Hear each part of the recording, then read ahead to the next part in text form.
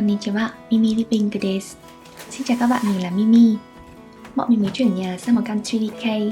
Có lẽ những bạn ở Nhật đã quen thuộc với từ này, nhưng mình xin phép giới thiệu qua cho những ai chưa biết. K nghĩa là kitchen, D là dining room, L là living room.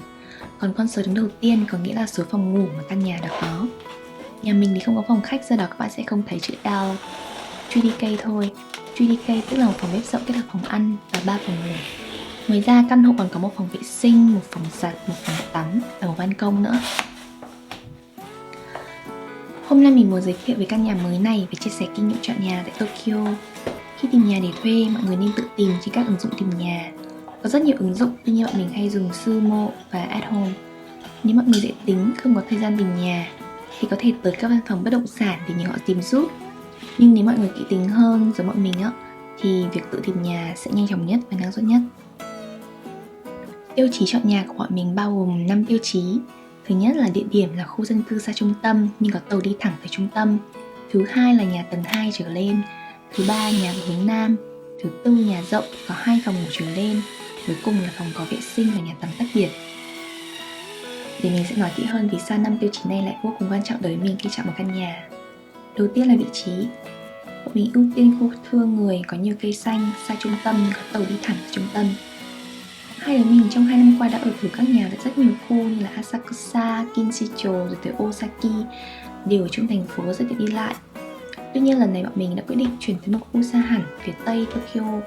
Lý do là bởi vì trung tâm thành phố rất là đông đúc. Những nhà giá cả phải chăng thì thường nhỏ và ở tầng 1. Nhà cũ của bọn mình là 1DK, căn hộ studio tầng 3, chỉ có một phòng ngủ và một bếp rất nhỏ. Vậy mà có giá tận người mang. Hai đứa thì đều thích khu có nhiều thiên nhiên, rộng rãi, ít người hơn nên đã chuyển sang khu này. Vì lý do riêng tư nên mình sẽ không tiết lộ ca mình đang sống, nhưng mình cũng muốn gợi ý cho các bạn cách tìm những khu như thế này. Các bạn có thể lên Google tìm Tokyo's Bedtown. Bedtown là từ tiếng Nhật, nghĩa là khu dân cư xung quanh Tokyo. Những khu này sẽ ít công ty, văn phòng hơn, thay vào đó là nhà dân và các tiện ích cho việc sinh hoạt. Khu mình đang ở là một khu như thế.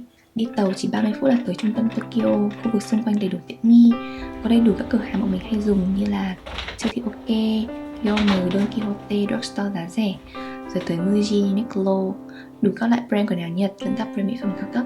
Nói chung là ở đây không cần đi đâu cả vì có tất cả mọi thứ rồi. Thứ hai đó là nhà tầng 2 trở lên. Nhà tầng 1 lúc nào cũng có giá rẻ hơn, nhưng bọn mình sẽ không bao giờ vì giá rẻ mà ở nhà tầng 1. Có 3 lý do cho việc này. Thứ nhất là vấn đề an ninh. Ở Nhật hay có tình trạng mất đồ lót khi phơi ngoài ban công tầng 1. Thứ hai, nhà tầng 1 không có đảm bảo riêng tư vì từ bên ngoài có thể nhìn vào nhà. Tất nhiên là bọn mình có thể che rèm lại, nhưng hai bọn mình đều không thích cảm giác nhìn ra cửa sổ lại thấy người đi qua đi lại cho lắm ấy.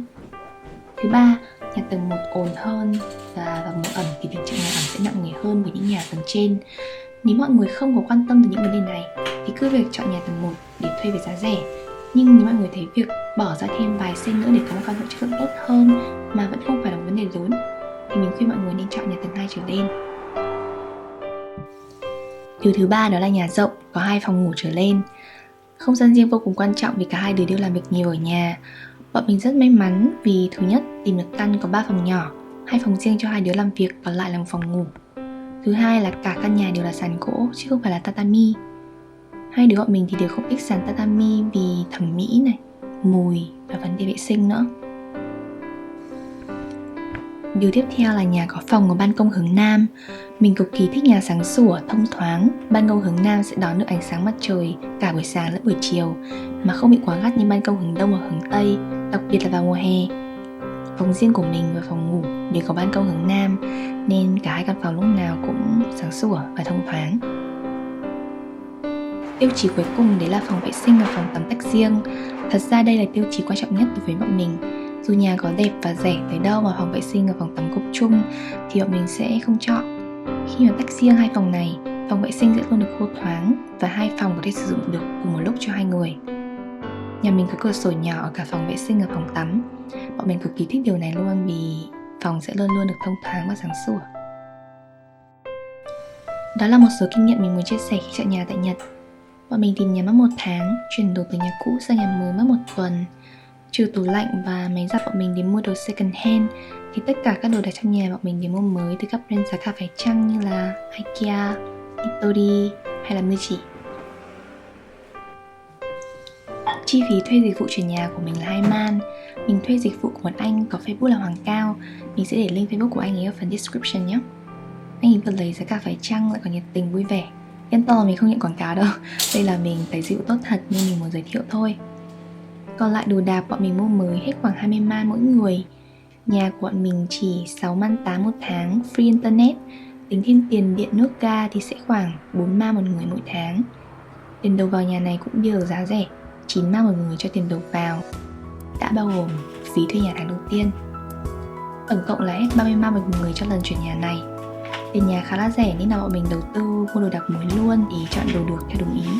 Tuy nhiên mọi người có thể tiết kiệm tiền bằng cách mua đồ đạc cũ trên Timothy, Mercari hoặc trên Facebook Tokyo Sayonara. Có rất là nhiều đồ cũ còn tốt mà giá rẻ, thậm chí là còn miễn phí luôn, rất là tiện. Đó là một số chia sẻ của mình về cách tìm nhà, quá trình chuyển nhà và chi phí mà bọn mình đã bỏ ra. Mình mong mọi người đã có thêm một vài thông tin hữu ích. Còn bây giờ thì xin chào nhé, chúc mọi người một ngày vui vẻ.